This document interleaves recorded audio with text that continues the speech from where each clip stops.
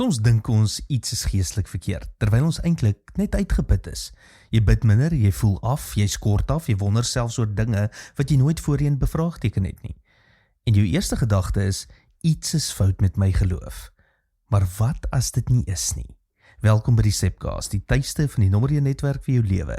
Dis waar ons stadiger dink, dieper kyk en ontdek hoe Jesus nie net toegewerk het nie, maar nou werk. In 1 Konings 19 kry ons vir Elia, een van die groot geestelike figure, onder 'n boom, heeltemal klaar. Hy wil nie meer aangaan nie. En God se eerste reaksie?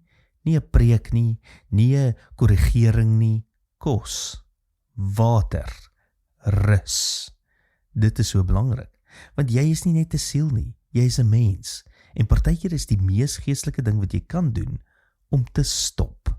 Want as jy aanhou druk, aanhou dra, aanhou probeer beheer, gaan jou liggaam uiteindelik sê, genoeg.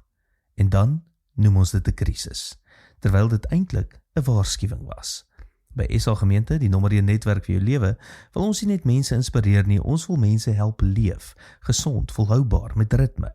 So kyk vandag eerlik na jouself, nie geestelik nie, menslik. Hoe slaap jy? Hoe voel jou liggaam? Wanneer laas het jy regtig gerus? En doen iets klein, maar werklik. Kom aan, sit jou foon weg vir 'n uur. Gaan stap, eet stadig, slaap vroeër. Is nie minder geestelik nie.